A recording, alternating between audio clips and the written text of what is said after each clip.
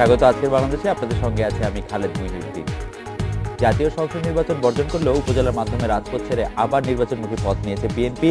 এর বিপরীতে ক্ষমতা রাজনীতিতে নিজেকে নিরঙ্কুশ প্রমাণ করতে চাইছে আওয়ামী লীগ। এতে সংবিধান রক্ষা হলেও গণতন্ত্র কতটা কায়েম হলো তা নিয়ে সংশয় থেকেই যাচ্ছে। এসব নিয়ে আজকের আলোচনা পলিটিক্সের ট্রেনে রাজনীতি। কথা বলতে স্টুডিওতে আছেন আওয়ামী লীগের সদস্য, সাবেক প্রধান হুইপ উপাধ্যক্ষ আব্দুল শহীদ এবং গবেষক ও লেখক ও সাংবাদিক জনাব আহসান চৌধুরী। স্বাগত আপনাদের।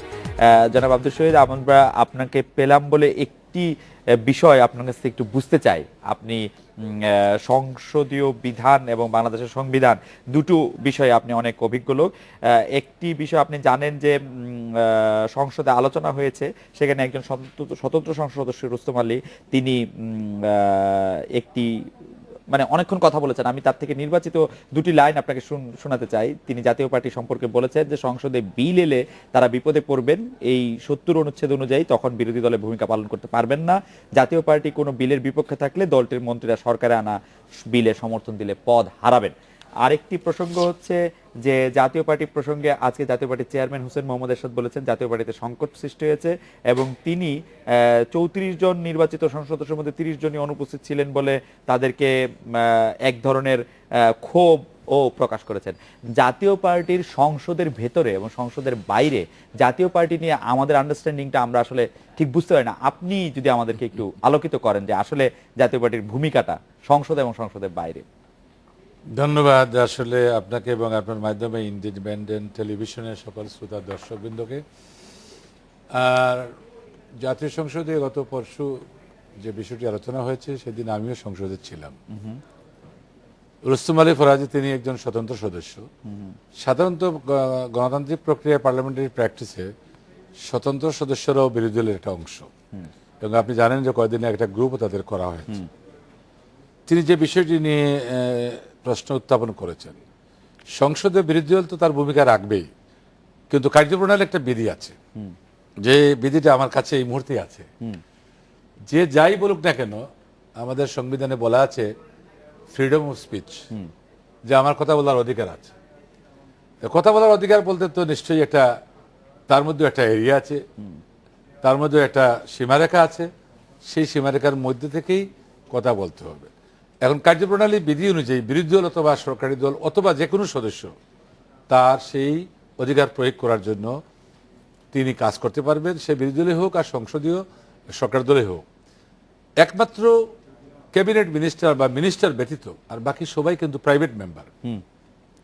আপনি যে প্রশ্নটা জনাব ফরাজি সাহেবের রেফারেন্স দিয়ে বলেছেন, সংসদে কিন্তু ভোট হয় দুই ধরনের।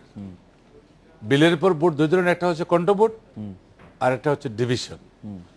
তো ডিভিশন যদি কেউ আহ্বান না করে বা কেউ যদি না চায় তাহলে ডিভিশনের প্রশ্ন আসে না। ডিভিশন যখনই চাইবে তখন তার প্রস্তাবকে আরো 30 জন সদস্য কমপক্ষে সমর্থন করতে হবে। তাহলে আর্টিকেল 70 প্রশ্নে ডিভিশনের সময় আর্টিকেল 70-তে বলা আছে সে যদি তার দলের বিরুদ্ধে অথবা যেখানে তার ভোট দেওয়ার প্রয়োজনীয়তা আছে সেখান থেকে সে যদি বিরত থাকে তাহলে সেই ক্ষেত্রে তার সংসদ সদস্য পদ ফ্লোর ক্রসিং এর পর্যায়ে পড়বে।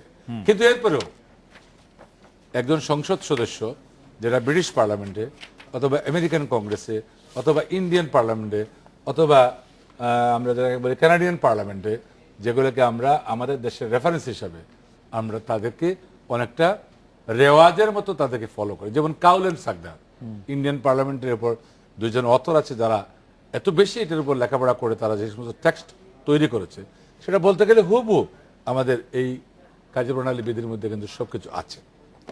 তো সেই ক্ষেত্রে আপনাকে দেখতে হবে যে বিরোধী দলের সদস্য বা যিনি স্বতন্ত্র সদস্য তিনি সংসদে প্রথম ছিলেন জাতীয় পার্টি, এরপরে একবার তিনি ছিলেন বিরোধী দলে কি বলে বিএনপিতে ছিলেন, তারপরে তিনি এখন স্বতন্ত্রতা আসছেন। তো বিরোধী দল কথা বলার জন্য বিরোধী দলের যে কোনো মন্ত্রী, আপনি জানেন যে শুধু বাংলাদেশ নয়, আমেরিকাতেও কিন্তু বিরোধী দলের সদস্য ক্যাবিনেটের মেম্বার আছে। পাকিস্তানেও কিন্তু পিপুলস পার্টি যখন ক্ষমতায় ছিল তখন কিন্তু মুসলিম লীগের লোকও আপনার কি সরকারের ছিল। তো আজকে যে বিষয়ের উপর তিনি কথা বলেছেন আমার মনে হয় সেটা তিনি কথা বলার জন্যই বলেছেন, কারণ এই সংসদে আমিও একজন সদস্য। ডিভিশন বোর্ডের বেতন কিন্তু আবার ব্যাপার আছে। কনস্টিটিউশনাল অ্যামেন্ডমেন্টে কিন্তু ডিভিশন বোর্ড হলেও সেখানে আবার ভয়েস ভোট করতে হবে। তাহলে আমি একটা ভোটে, যেমন ধরেন আপনি পঞ্চদশ সংবিধান সংশোধন বিলে রাশেদ খান মেনন, ওয়ার্কার্স পার্টি, জাসদ, তারা ভোট না দিয়ে তারা একটা কমেন্ট তারা ওই ডিভিশনের সময় লিখে আসছেন। তারা কিন্তু মহাজোটের সদস্য। তাদেরকে আপনি প্রশ্ন করতে পারেন যে মহাজোটের সদস্য হিসাবে আর্টিকেল 17 তাদের উপর অ্যাপ্লাই করে না, তারা তো নৌকা মার্কা নির্বাচন করেছিলেন, তারা তো আর্টিকেল 70 তাদের উপর অ্যাপ্লিকেবল না, এক্ষেত্রে অ্যাপ্লিকেবল না, যেহেতু আমি দলের বিরুদ্ধে ভোট দিই নাই, আমি দল করি না। কিন্তু এখানে ফরাজি সাহেব যেটা বলেছেন, আমাদের ইয়াতে হচ্ছে যে ওনারা নৌকা মার্কা আমার তো ভোট দুই দিকে হচ্ছে। আমার ভোট হচ্ছে কন্ট্রো ভোট। না, আসলে কন্ট্রো ভোটে কিন্তু আমি আমি দেখবো যে আমার বয়সটা কোন দিকে জনাব যাচ্ছে। আব্দুল শহীদ, আমি শুধু একদম সরলভাবে উনি যে প্রসঙ্গটি তুলেছেন যে সংসদে বিল এলে তারা বিপদে পড়বেন, তখন তারা বিরোধী দলের ভূমিকা পালন করতে পারবেন না। জাতীয় পার্টি কোনো দলের বিলের বিপক্ষে থাকলে দলটির মন্ত্রীরা তখন উনি কি করবেন? একটা জিনিস কিন্তু জানেন না, আপনি জানেন যে হুইপিং ইজ দেয়ার। হ্যাঁ, সো বোথ দি পার্টিজ হুইপিং করে যদি একমত হয় যে আমরা এই বলি ভোট দিব বা এক পক্ষ ভোট দিব না, তাতে কিন্তু তার মেম্বারশিপ আর্টিকেল 70 যারা ব্রিটিশ পার্লামেন্টের যে রেওয়াজ আছে, যখনই কোনো বিল স্ট্যাটিউটরি কমিটির মাধ্যমে, ওখানে কিন্তু সিলেক্ট কমিটির মাধ্যমে কোনো বিল আসে না, বিলটা আসে স্ট্যাটিউটরি কমিটির মাধ্যমে। আমাদের কিন্তু এখানে সিলেক্ট কমিটি আর স্ট্যাটিউটরি কমিটি আলাদা কিছু নাই, যেটা হচ্ছে সংসদীয় কি বলে মন্ত্রণালয় সম্পর্কিত স্থায়ী কমিটি। স্থায়ী কমিটি সেখানে এটা বিল রিভিউ করতে পারে, এটাকে সেকেন্ড রিডিং বা থার্ড রিডিং, ব্রিটিশ পার্লামেন্টে বলে থার্ড রিডিং। রাইট, এইটা ঠিকই আছে, কিন্তু আমি একটু ডক্টর আফসান চৌধুরী আপনার কাছে আসতে চাই। আপনার কাছে কি বিষয়টি পরিষ্কার হলো যেটি জনাব রুস্তম আলী ফরাজি আদালত মানে সংসদে তুলেছিলেন? আমার কাছে খুব পরিষ্কার, আমার কাছে পরিষ্কার হচ্ছে না। আমার মনে হয় যে জিনিসটা বোধহয় নির্বাচনের সময় এতটা ভাবা হয়নি যে তারা যে আবার সরকারের মন্ত্রিত্বের সদস্য হবেন। জি। এখন যদি নির্বাচনে যখন ভোটিং হবে, পার্লামেন্টে যখন ভোটিং হবে, তারা যদি বলে যে না, আমরা এই পার্টিকুলার পার্লামেন্টের এটার সঙ্গে আমরা বিরোধী দল হিসেবে ভূমিকা পালন করব, তাহলে কি তারা থাকতে পারবে? তারা কি সংসদে থাকতে পারবে? Does it apply? আর্টিকেল 70 কি অ্যাপ্লাই করে তাদের ক্ষেত্রে? না, বিফোর দ্যাট আসাদ ভাই, না, ও আমি বলছি যে বিফোর দ্যাট আপনি কমিটি যাচ্ছে, উইপিং কমিটি করলেন, কিন্তু আপনি একই দল যাই না। করলেন, কমিটি কিন্তু আপনার একই দল না। না, জি। আমি উইপিং করলেন, যাই করলেন, আপনি কি বলছেন যে এই প্রক্রিয়ার মাধ্যমে আমরা এনশিওর করব যে বিরোধী দল হিসেবে তারা কখনো ভোট করবে না? যদি করে, রাইট, তাহলে তাদের কি অবস্থান দাঁড়ায়? এবং তখন মন্ত্রীরা কি করবেন? যারা যে তিনজন সদস্য আছেন, মানে মন্ত্রী হিসেবে যারা যে তিনজন আছেন, তাদের কি হবে সেটা কি পরিষ্কার হচ্ছে? Thank you very much. জি। আসলে আপনাদের কাছে অস্পষ্ট লাগাটা খুবই স্বাভাবিক। জি, বিল, যখনই কোনো বিল আসে আইনের আকারে, যখন বিলটা পার্লামেন্ট আসে, বিফোর দ্যাট ক্যাবিনেটে কিন্তু একমত হয়। বিলে কিন্তু মাদার স্টেজটা হচ্ছে ক্যাবিনেট। ক্যাবিনেট থেকে বিলটা যখন বেটিং এর জন্য জি, পার্সপেক্টিভ যে সমস্ত যে মন্ত্রণালয় আছে সেখান থেকে ল মিনিস্ট্রি চলে যায়। রাইট, ল মিনিস্ট্রি বেটিং করে সেখানে শুদ্ধ অশুদ্ধ যত কিছু আছে সবগুলোই কিন্তু পারফেক্ট করে তখন পার্লামেন্টের নোটিশের জন্য, যদি অর্থ সম্বলিত কোনো ধরনের বিষয় জড়িত থাকে, তাহলে মহামান্য রাষ্ট্রপতির অনুমোদন নিয়ে পার্লামেন্টে আইন মন্ত্রণালয় অথবা সংশ্লিষ্ট মন্ত্রণালয়ের মাধ্যমে সেটা সেখানে নোটিশ করতে হবে। জি। তো আমাকে এই জায়গাটাকে স্পষ্ট হতে হবে। আপনাদের অস্পষ্টতা, এটা কিন্তু আমার মনে হয় যে এটা কোন ধরনের, আমি মনে করি এটা কোন দুর্বলতা নয়। জি। কারণ জনাব আব্দুল শহীদ, আমি একটু বোঝার জন্য, আপনি ক্যাবিনেটে একমত হতে হয় বলেই তো প্রশ্নটা আসলো। হ্যাঁ। ক্যাবিনেটে জাতীয় পার্টির 3 জন মেম্বার আছেন, দিব না, জাতীয় পার্টির ক্যাবিনেট একমত হলো, জাতীয় পার্টির 3 জন মেম্বার আছেন, কিন্তু জাতীয় পার্টি যারা সংসদ সদস্য আছেন তারা সেই বিলটার এগেইনস্টে কোনো ভোট আনলেন, তখন সেই 3 জন মন্ত্রীর কি হবে? সেখানে তো হুইপিং হবে। ওই হুইপিং এর কারণেই তো 3 জন মন্ত্রী যেহেতু ক্যাবিনেটে একমত হয়েছেন বলেই সেখানে হুইপিং এর প্রশ্নটা অটোমেটিক। উইদাউট হুইপিং যদি আপনি এই হুইপিং বজায় রাখেন, তাহলে দশম জাতীয় সংসদে আমরা কার্যকর অর্থে কোনো বিরোধী দল পাচ্ছি না আসলে 15 জন সংসদ সদস্য ছাড়া। আমি তো আগেই বলছি আমি জনাব আফসার চৌধুরী আপনার কাছে, এই কার্যপ্রণালী বিধি তোমাকে প্রমাণ করে দিবে। আমার কাছে যেটা মনে হয় যে আমাদের এই সংসদ ইতিহাসে স্মরিত হবে, কারণ বস্তুত পক্ষে এই একটা সংসদ হয়েছে যেখানে বিরোধী দল আছে এবং নেই। তারা যেহেতু তারা সরকারের মন্ত্রিসভার সদস্য হয়েছে, তো তারা সেই অংশটা বিরোধী দলে আর নেই। আর এদিকে একইভাবে তারা দাবি করছে যে তারা বিরোধী দল, কিন্তু যখন ভোটিং এর কথা যেটা বললেন, হুইপিং এর মাধ্যমে বলুন আর কথা বলার মাধ্যমে বলুন, তারা এটা করতে পারবে না। তা আমার মনে হয় এটাকে আমি জগা খিচুড়ি বলবো না, তবে আমাদের সংসদীয় ইতিহাসে এরকম অবস্থা হয়নি, এমনকি আমাদের সংসদীয় ইতিহাসে তো সবকিছু হয়েছে। এবং আমি নিজে তো যেহেতু ইতিহাস পড়াই, আমি এরকম অবস্থা যেই সব দেশ বলে যে আমরা গণতান্ত্রিক দেশ, সেই সব দেশের নজির পাইনি। আপনি যেটা বলছেন যে বিলেত আমেরিকার পার্লামেন্টে, বিলেতের ক্যাবিনেটে বিরোধী দলের লোকরা সদস্য বিলেতে থাকে নাই কখনো, আমি থাকে জানি না। সব না, বিলেতে সম্ভব না। ভোট এগেইনস্ট বিলেতে সম্ভব না, হ্যাঁ, এবং বিলেতে সে- ভোট এগেইনস্টে করতে against পারে, করতে পারে। কিন্তু বিলেতে কনজারভেটিভদের সঙ্গে লিবারেল মানে লেবার মিশে না গিয়ে মন্ত্রী হতে পারে না, পারে না। তো সেইখানে আমেরিকা তো ঠিক একই হবে। আপনি একটা বিরোধী দলের একটা লোককে বিশেষভাবে জাতীয় দায়িত্ব হিসেবে আপনি তাকে নিয়ে আসতে পারেন, হি মে বি এ স্পেশালিস্ট। কিন্তু যখন কংগ্রেসে যায় তখন তো আর কেউ বলে না যে আমি কংগ্রেসে এটা সদস্য হয়েছি বলে therefore I can not vote. আমার মনে হয় সংকটটা, আমার মনে হয় এখানে আসাদ ভাই আপনি কথাটা যেটা বলছেন, জি, আপনার যুক্তি খণ্ডন করার না করাটা বিষয়টা কিন্তু এখন এই মুহূর্তে আমার কাছে এটা আমি মনে করি it's not a significant issue because of that আপনি 11th অ্যামেন্ডমেন্ট বা 12th অ্যামেন্ডমেন্ট যখন হলো, বিফোর দ্যাট আপনি সেটাও বলতে পারেন যে বাংলাদেশে এরকম কোনো ইতিহাস ছিল না কোনোদিন। কারণ কনস্টিটিউশনের যে বিষয়টা ছিল না সেটাই কিন্তু একটা রাজনৈতিক ঐক্যমতের ভিত্তিতে সেই দিন কিন্তু 3 জিটের রূপরেখায় যখন এরশাদ পদত্যাগ করলেন, তখন মওদুদ সাহেব অস্থায়ী রাষ্ট্রপতির দায়িত্ব নিলেন, তিনি যখন পদত্যাগ করলেন তখন চিফ জাস্টিস অস্থায়ী রাষ্ট্রপতি হিসাবে দায়িত্ব নিলেন। জি, এরপরে যে নির্বাচনটা হলো, নির্বাচন হওয়ার কারণে আমরা সংসদে এসে then I was the fortunate member of that particular time, আমি ওই একাদশ এবং দ্বাদশ সংবিধান সংশোধন বিলে আমিও কিন্তু ভোট দিয়েছি। তাহলে একাদশ সংবিধান সংশোধনটা কিসের জন্য হয়েছিল? যে how the chief justice the supreme court and high court, তিনি কিভাবে শপথে ফিরে যাবেন তার জন্য। জি, সেটা যদি সম্ভব হয় তাকে ফিরত পড়ানোর জন্য, শুনেন সেটার জন্য যে আইন সংবিধান আপনার বিষয়টা খুব সরল। বিষয়টা বাংলাদেশের এখানে কার্যকরী বিরোধী দল আছে কিনা। এখন সাধারণ ভাবে যদি দেখেন যে এই মানুষগুলো আপনি বিরোধিতা না করলে তো বুঝবেন না বিরোধিতা তারা করছে না, কেন করে না? করবে না। তারা স্বাধীনতা না, আছে। আমি বলছি স্বাধীনতা আছে। বিরোধী দল কি করতে হবে যদি তারা বিরোধিতা করে? যদি ক্যাবিনেটে সাপোজ জাতীয় পার্টি একটা সিদ্ধান্ত নিল যে আমরা এই জিনিসটাকে সমর্থন করব না, সো দিস ইজ এ জাতীয় পার্টি, এটা জাতীয় পার্টির সিদ্ধান্ত, 3 জন সদস্য আছে এমপি আপনাদের ক্যাবিনেটে, 3 জন সদস্যের কাছে এটা জাতীয় পার্টি হিসেবে এটা গেল, তখন তারা কি করবেন? যদি তাদের if they disagree, what happens to them? যারা যদি ডিসএগ্রি করে তারা ভোট না দিলেও মেম্বারশিপ যাচ্ছে না, because they don't they can't belongs to Awami League.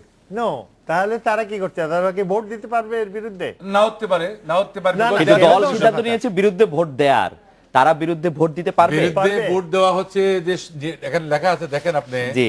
যে নিজ দলের এগেইনস্টে হ্যাঁ। আইদার অ্যাবস্টেইনমেন্ট অর ভোট দেওয়া, হ্যাঁ। কিন্তু মেইনলি ভোট দেওয়াটা হচ্ছে ডিভিশন। আচ্ছা, এখানে কিন্তু ডিভিশনের কথাটা কিন্তু সেভাবে বলা না, ডিভিশনেই আপনি ভোটটা হবে ডিভিশনে, কিন্তু কন্ট্রিবিউটে আমি হাত তুললাম, কন্ট্রিবিউটে যখন আমি হাত তুলবো, আমি হাত নাও তুলতে পারি, সেটা তো আমি নাও যেতে পারি, আমি সেই সময় সে নাও থাকতে পারে, নাও থাকতে পারে। হ্যাঁ, কিন্তু আচ্ছা, এটা তো সরকারি দলও আছে। আচ্ছা, ঠিক সবাই হাত আছে, তুলে মানে দেয়। না, আপনি বলছেন অনুপস্থিত থাকলে সেটা সম্ভব হবে। আমরা একটা বিরতি নিচ্ছি জনাব আব্দুল শহীদ, তারপর বিরতির পর ফিরে এসে আমাদের ওই প্রশ্নটার বাকি অংশটুকু, সংসদের বাইরে জাতীয় পার্টির যে অবস্থাটা সেটা আপনি কতটুকু বুঝছেন সেটা নিয়ে যদি একটু যেটা আলোচনা আমি করেন। যেহেতু আওয়ামী লীগ করি, আমরা একটু বিরতি নিয়ে ফিরে আসি। সম্বন্ধে আমার জানার তো- না, মানে ওখানে আমার তো আপনি একটু রাজনৈতিক আমার বিশ্লেষক, ক্ষুদ্র পরিসর। আপনি একটু রাজনৈতিক বিশ্লেষকও বটে। এই নির্বাচনে যাওয়া নিয়েই জনাব এরশাদ আসলে কিছু কথা বলছেন, সেটা নিয়ে আসলে আপনার কাছে জানতে চাইবো, এবং ডক্টর আফসান চৌধুরীর কাছেও জানতে চাইবো যে আমি জাতীয় পার্টির চেয়ারম্যান হোসেন মোহাম্মদ এরশাদ বলেছেন জাতীয় পার্টিতে সংকট সৃষ্টি হয়েছে, সংকটটি আসলে কি সেটি স্বরূপ আপনার কাছে জানতে চাইবো। আমরা একটা বিরতি নিয়ে ফিরছি।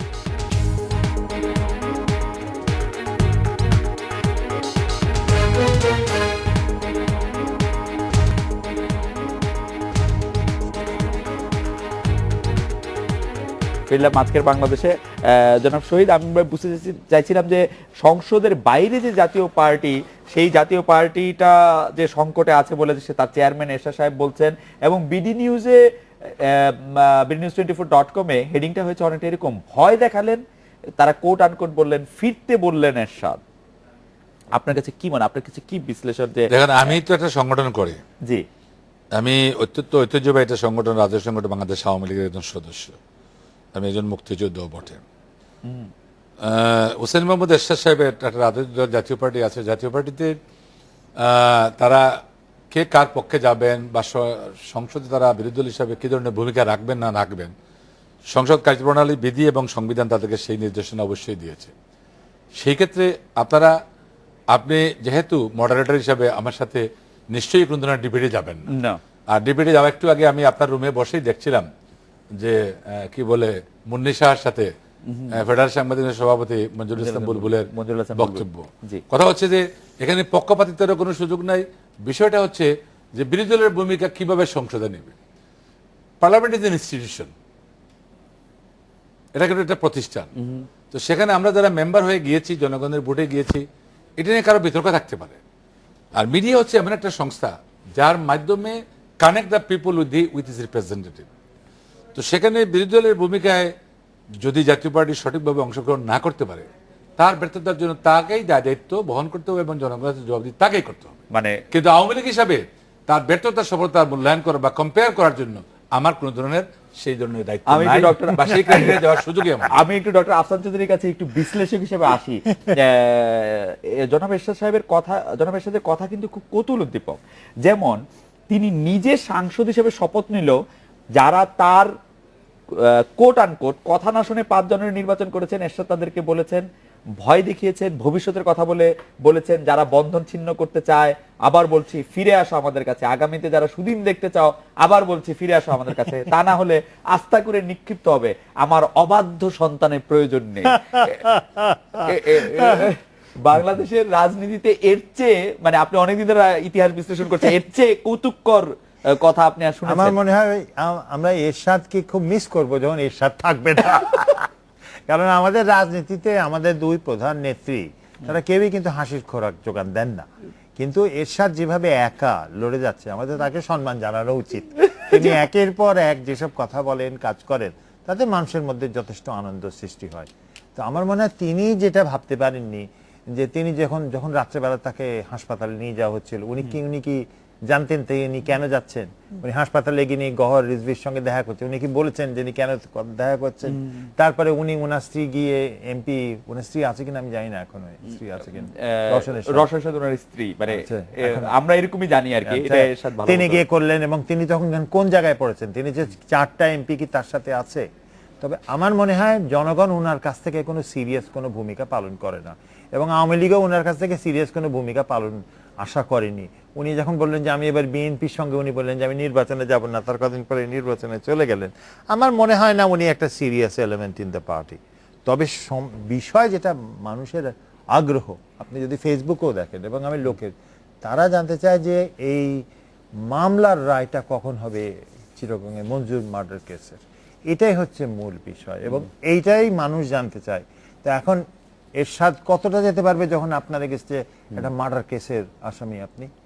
আমার মনে হয় এরশাদের সীমাবদ্ধতা হবে তার মার্ডার কেস, এবং 2বার রায় পিছিয়ে দেওয়া হয়েছে, এবং যতদিন এরকম নিজের নামে মার্ডার, চুরি, খুনি এতগুলা কেস থাকে, সেই মানুষের স্বাধীনভাবে রাজনীতি করার পরিসরটা একটু সীমাবদ্ধ হয়ে আসে, এবং ওইখানেই এরশাদের দুর্বলতা। সেই দিক থেকে এরশাদের চেয়ে বেগম এরশাদ অনেক বেশি স্বাধীন এবং অনেক বেশি গ্রহণযোগ্য, এবং আমার মনে হয় এরশাদের সময়টা বোধহয় এসছে। এখন যদি আওয়ামী লীগ সরকার যদি চায়, যদি এই মামলার রায়টা হয়, এবং আমি তো তখন সাংবাদিক, আমি তো খবর পাচ্ছি আমরা তখন যে কি হচ্ছে না হচ্ছে, সেই সময় যদি মামলাটার রায় হয়ে যেত, তাহলে এরশাদের আর কোনো রাজনৈতিক ভবিষ্যৎ থাকতো না।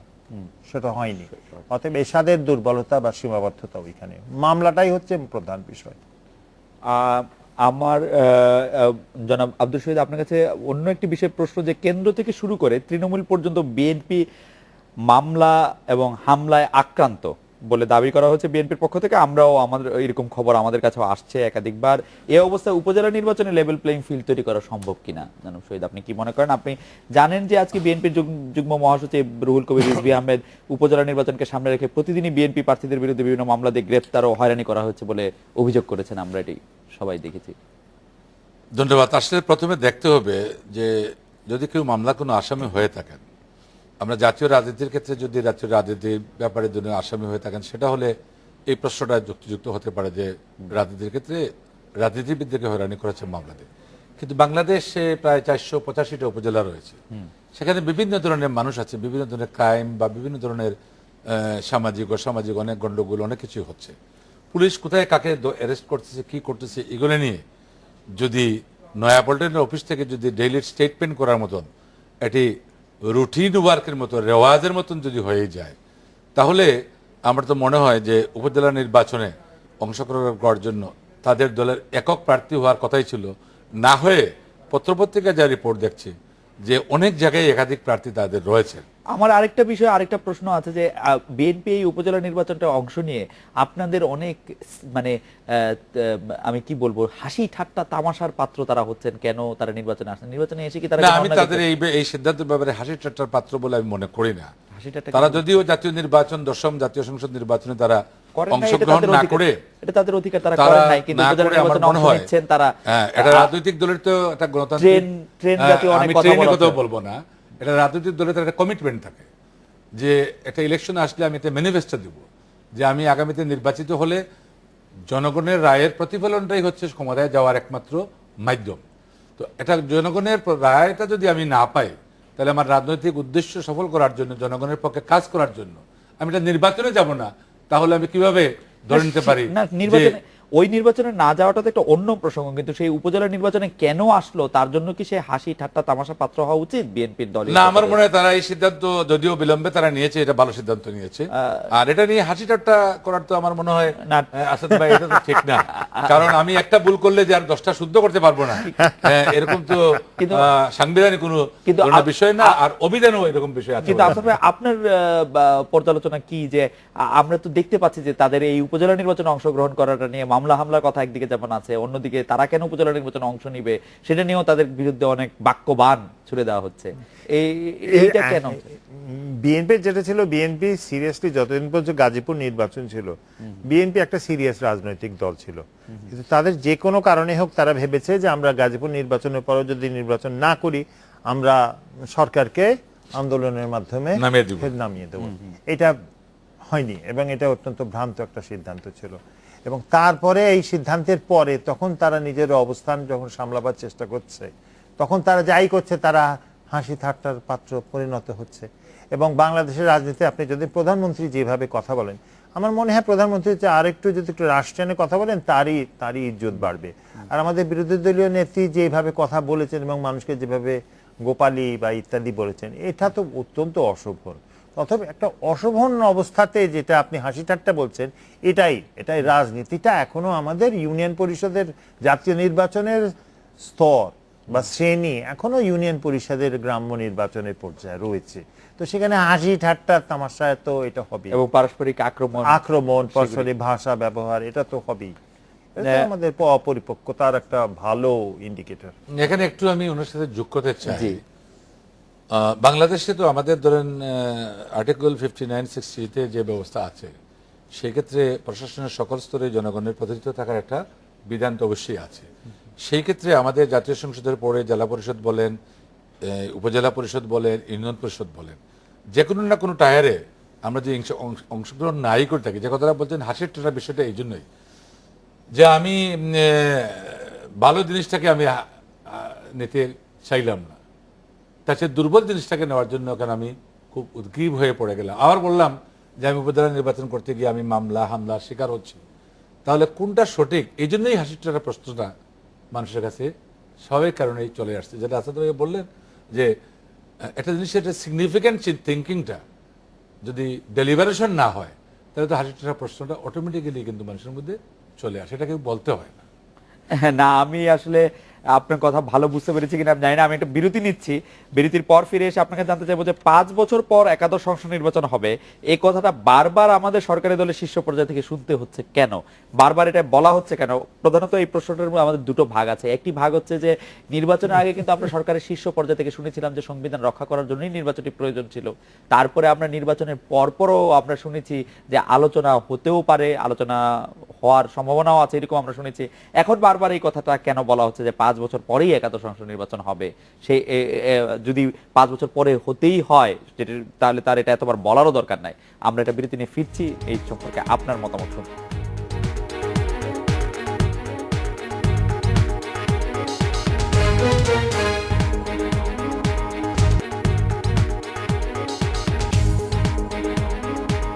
ফিরলাম আজকের বাংলাদেশে। জনাব শহীদ, আমরা মানে 5 বছর পর একাদশ সংসদ নির্বাচন হবে, সেটা আজকে আশরাফ আবার বলেছেন, সৈয়দ আশরাফুল ইসলাম।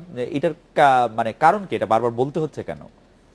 না, প্রথম কথা দেখুন, দেশে কিছু প্রশ্ন তো থেকেই যাচ্ছে, যে ডায়ালগের একটা প্রশ্ন আসছিল দশম জাতীয় সংসদ নির্বাচনের আগে। তো আপনার নিশ্চয়ই স্মরণ আছে যে মাননীয় প্রধানমন্ত্রী নিজে টেলিফোন করেছিলেন বিরোধী দলের নেত্রীকে, আজকে বিএনপি বা 19 দলের নেত্রী উনি। সেই ডায়ালগের জন্য ওনারা সঠিকভাবে সাড়া না দিয়ে, যেহেতু সংবিধান যদি আমরা বাংলাদেশের গণতন্ত্র যদি বিশ্বাস করি, তাহলে আমরা এই সংবিধানকে বিশ্বাস করতে হবে। সংবিধানে আমাকে বলে দিয়েছে যে 5 বছর পর পর আমাকে নির্বাচন করতে হবে, কিন্তু তার পূর্বে যে নির্বাচন করা যাবে না সেই কথাও কিন্তু সংবিধানে বলে নাই যে আমরা করতে পারবেন না, যে কোনো সময় করতে পারেন, করা যায়। তো সেই ক্ষেত্রে যেহেতু দশম জাতীয় সংসদ নির্বাচনটা হয়েছে, সেটা কিন্তু 5 বছর মেয়াদের জন্যই হয়েছে। এই 5 বছর মেয়াদের কথা আমার বলাটা তো সমীচীন। তাই কেউ প্রশ্ন করতে পারে, এখনো কিন্তু সময় আছে, এখনো কিন্তু বিরোধী যদি বলে যে আমি ডায়ালগ করতে চাই, আমাদের মাননীয় প্রধানমন্ত্রী তো বলেছেন সংসদেও যে হ্যাঁ আমরা আলোচনা করে আমাদের যে জাতীয় কোন ধরনের সমস্যা তাকে সমাধান করার জন্য অবশ্যই আমরা প্রস্তুত আছি। তাই সেক্ষেত্রে আমরা 5 বছর, আমি যে ইলেক্টেড হইলাম জাতীয় সংসদে, আমি তো 5 বছর জন্য হয়েছি। আমি যে শপথ নিলাম, আমি তো 5 বছর জন্য নিয়েছি। কিন্তু এমনও তো হতে পারে যে 1 বছর বা 2 বছর পরে বা 3 বছর পরে যে সংসদ ভেঙে দেয়, তাহলে তো আমার মেম্বারশিপ আর থাকছে না। সেই কারণে আমাদের 5 বছর বলাটা এটা সংবিধানের কথা বলা।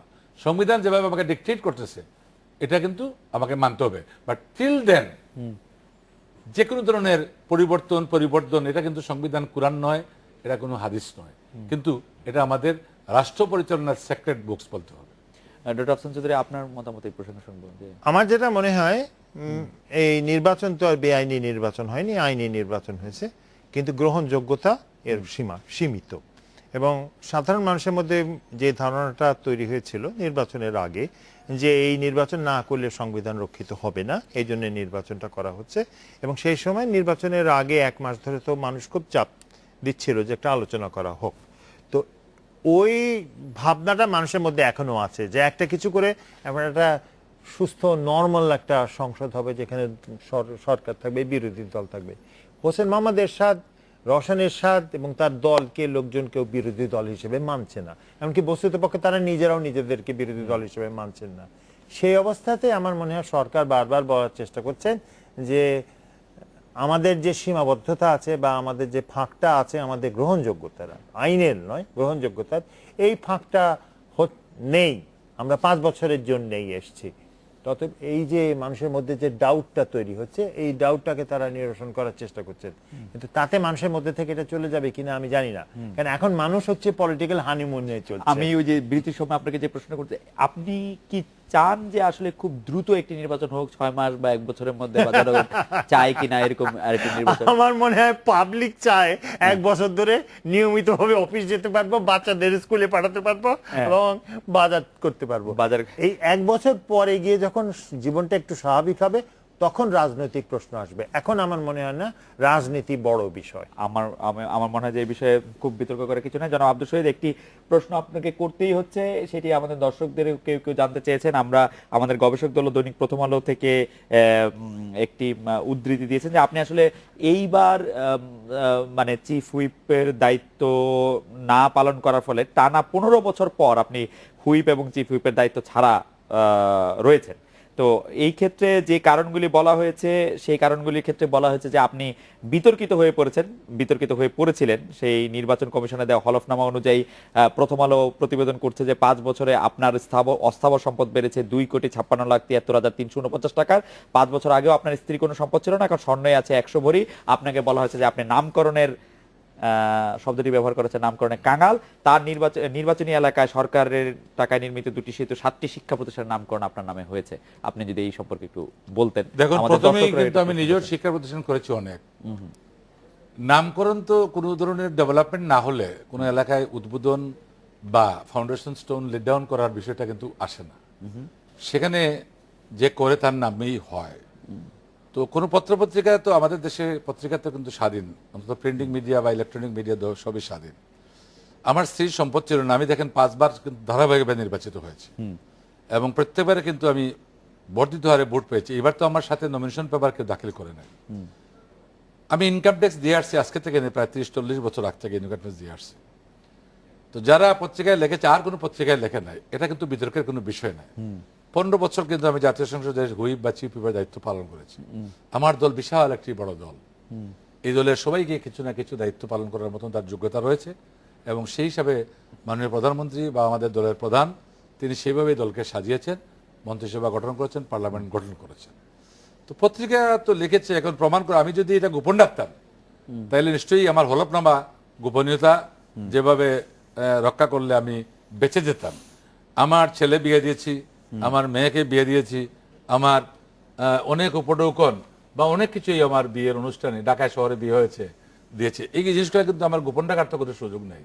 আর আমার মনে হয় ওজন করে এটাকে যদি বিক্রি করা যায় তাহলে হয়তো 5-10 লাখ টাকা পাওয়া যাবে, কিন্তু সন্দেহ আছে। একজন এমপি কিন্তু মাসে 1 লাখ টাকার উপরে একটা চেক পায়। আমি বছরে প্রায় মন্ত্রীর মর্যাদায় আমি ছিলাম, আমার বছরে প্রায় 24 থেকে 25 লক্ষ টাকার আমার ইনকাম ট্যাক্স দিয়েও আমার আয় হয়েছে। তো সেই আয়ের ভাগটা দিয়ে আমার স্ত্রীকেও যে আমি দেই, আমি এটা অলংকার কিনেও দেই, এটা কিন্তু অন্যায় নয়। আমরা কিন্তু বাঙালি সমাজ ব্যবস্থা এটা পরিবার ভিত্তিক। আমি এই বিষয়ে একটা জিনিস জানতে চাচ্ছি জনাব শহীদ, যখন প্রথম আলো এই রিপোর্টটি প্রকাশ করে 25শে জানুয়ারি 2014 সংসদ পরিচালনার দায়িত্ব থেকেও বিতর্কিতরা বাদ, তখন কি তারা আপনার সঙ্গে কথা বলেছিল? না, আমার সাথে এখন পর্যন্ত প্রথম আলো বা অন্য কোনো পত্রিকার এই সমস্ত বিষয় নিয়ে কোনো আলোচনা হয় না। ডক্টর আফসার চৌধুরী, আমি আপনার একটু দৃষ্টি আকর্ষণ করছি যে এরকম একটি আর আমি রিপোর্ট যখন কিন্তু ছাপা ব্যক্তি হয়েছে, নই। এরকম আমি একটি 20 বছর শিক্ষকতা করেছি, আপনি এরকম একটি আমার রিপোর্ট বহু যখন ছাত্র ছাপা আছে, হয়েছে, এটা বিশ্ববিদ্যালয়ে খুবই সেই ছাত্র ইন্টারেস্টিং শেষ যে করেছে। এখানে জনাব শহীদের সাথে কথা বলা হয়েছে কিনা সেরকম কোনো ইয়ে নাই, এরকম রিপোর্টও কি চলতে পারে? মানে উনি এখন যে ব্যাখ্যাটা দিয়েছেন সেই ব্যাখ্যাটা তো পত্রিকায়ও দিতে পারতে হয় না আসলে। হ্যাঁ, পত্রিকা আমাদের নেওয়া দেশে যে ছিল। জিনিসটা হয় যে পত্রিকা যখন তৈরি করে, খবর তৈরি করে, পত্রিকা সবসময় দায়িত্ববান ভাবে এইগুলো করে তা না। তার মানে এই বলছি না যে উনি একজন সৎ ব্যক্তি, তা আমি বলছি না। জি। আমি বলছি যে যে প্রক্রিয়ার মাধ্যমে আপনাকে একটা- অসৎ বলবেন, বলেন। না, না, কিছুই বলছি না। না, না, না, উনি আমি বলছি যে সৎ-অসৎতার প্রসঙ্গে বলছেন না। সৎ অসৎ নয়, বিষয়টা যে যেই কিন্তু মাধ্যমে এই আমি fair শিক্ষকতা chance আপনাকে- করেছি, এই fair chance আমি- না আপনাকে- না, আপনি আমার কথাটা শুনুন। জি। যে প্রক্রিয়ার মাধ্যমে আমাদের দেশে করাপশন রিপোর্টিং হয় এটা অত্যন্ত আনরিজনেবল। এইটার ভিত্তি, এবং আমার মনে হয় এতদিন পরেও কেন যারা সাংবাদিক তারা শিখতে পারলো না যে কিভাবে করাপশন বিষয় কারো কারো টাকা পয়সা সম্পর্কিত রিপোর্টিং করা দরকার। ওনার সঙ্গে যদি কথা না বলা হয়ে থাকে ইকোনমিক গ্রোথ আছে সবার, তাহলে অন্যায় করা হয়েছে। শুধু অন্যায় নয়, তাহলে সম্পাদকেরও এটার জন্য দায়িত্ব নিতে এই হবে। এই রিপোর্টটির কোথাও মানে আমরা তো আসলে অনেক সময় পত্রিকায় দুর্নীতির কথা নাই। না পত্রিকাতে এরকম পাই যে তার সাথে কথা বলার সুযোগ করা হয়েছিল, কিন্তু তার সাথে কথা বলার আমি আপনাকে আরো 2-3টি লাইন পড়ে শুনিয়ে আমি আসলে বিরতিতে যেতে চাই। উনি এখানে উপস্থিত আছেন বলে এটা পড়া সম্ভব, নাহলে আমার বিরুদ্ধে মামলার জন্য আমি লায়াবল থাকতাম। সেটা হচ্ছে যে স্থানীয় আওয়ামী লীগকে পরিবার কেন্দ্রিক করার অভিযোগ আছে আব্দুল শহীদের বিরুদ্ধে। তার ছোট ভাই কমলগঞ্জ থানা আওয়ামী লীগের সভাপতি এবং আরেক ছোট ভাই ইফতেখার আহমেদ সাংগঠনিক সম্পাদক, অপর ভাই ইমতিয়াজ আহমেদ বিআরডিবি ও লাউয়াছড়া জাতীয় উদ্যান ব্যবস্থাপনা কমিটির সভাপতি, তিনি স্থানীয় ঠিকাদার কমিটির সভাপতি। স্থানীয় আওয়ামী লীগের নেতাদের অভিযোগ গত 5 বছরে সব টেন্ডার নিয়ন্ত্রণ করতেন এই ইমতিয়াজ। আব্দুল শহীদ এবার কমলগঞ্জে বাগানবাড়ি করেছেন, এটি নির্মাণ কাজে তিনি সরকারি চা বাগানের শ্রমিকদের ব্যবহার করেছেন বলে অভিযোগ রয়েছে। এবং এর আগে অভিযোগ করা হয়েছে যে তার মানে শব্দগুলি হচ্ছে এরকম, 5 বছর আগেও তার স্ত্রীর কোনো সম্পদ ছিল না, এখন স্বর্ণই আছে 100 ভরি।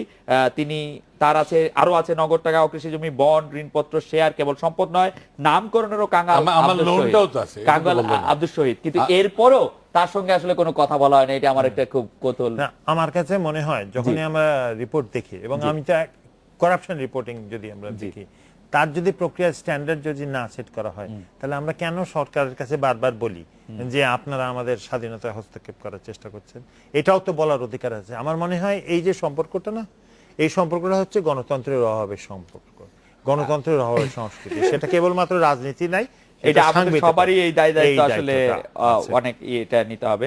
আমরা একটা বিরতি নিচ্ছি, বিরতির পর ফিরে এসে জনাব আব্দুল শহীদ, আমাদের একটি প্রশ্ন হচ্ছে এরকম যে মাঝে প্রভাবশালী ভিনদেশি কূটনীতিকদের ভাষ্য অনেকটাই সরকারি দলের পক্ষে গেছে, এখন আবার পরিস্থিতি কিছুটা ভিন্ন দিকে মোড় নিচ্ছে কিনা। যেমন বাংলাদেশের নিযুক্ত মার্কিন রাষ্ট্রদূত ডেন ডব্লিউ মদিনা সম্প্রতি বলেছেন যে 5 জনের নির্বাচনে বাংলাদেশের মানুষের আশা আকাঙ্ক্ষার প্রকৃত প্রতিফলন হয়নি, যুক্তরাষ্ট্র আশা করে একটি নতুন নির্বাচনের জন্য সংলাপ হবে। বিদেশি পদক্ষেপগুলো আপনি কিভাবে দেখেন? আরো অনেক উদাহরণ রয়েছে, আমি মদিনার কথাটাই বললাম আগে। আমরা এটা বিরতি নিয়ে ফিরছি আপনার কাছে।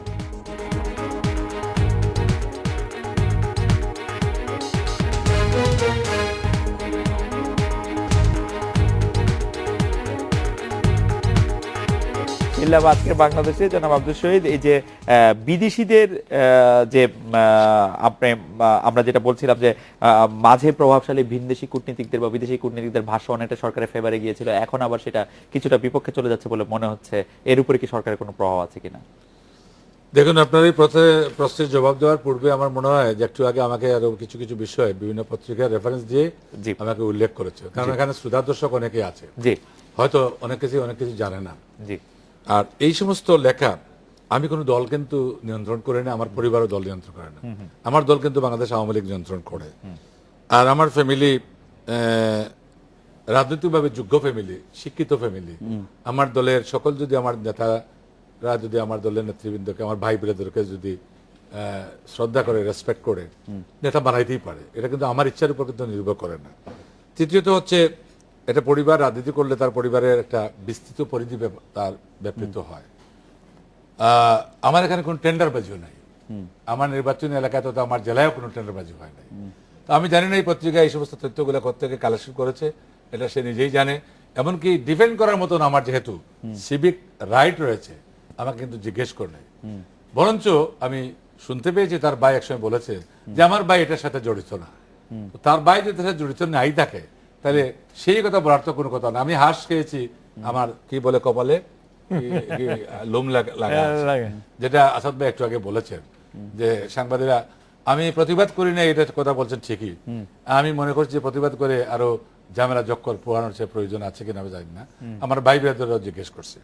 এখন আসুন, সংবাদপত্র স্বাধীন, যা কিছু লিখতে পারে লেখুক, লেখাটা তাদের কলম আছে, লিখতে পারে। আমরাও তাদেরকে কিন্তু কোনো সময় আমরা মনে করি যে তারা আমাদের প্রতিপক্ষ নয়। তবে ওই যে কথাটা একটু আগে উনি বলছেন, দায়িত্ব নিয়েই তাকে এটা সংবাদ পরিবেশন করা তার প্রয়োজন। আজকে আপনি একটা মিডিয়া, এখানে একটা টক শো আপনি কন্ট্রোল করতেছেন, আপনার প্রশ্নের মধ্যে কিন্তু একটা বাস্তবতা আছে, বাস্তবতা নিয়ে প্রশ্ন করেছেন। আপনি কিন্তু এদিক সেদিক ঘোরাফেরা করে প্রস্তুত। বিদেশি বন্ধুরা, আমরা কিন্তু বাংলাদেশ বিশ্বের মানচিত্রে একটি দেশ।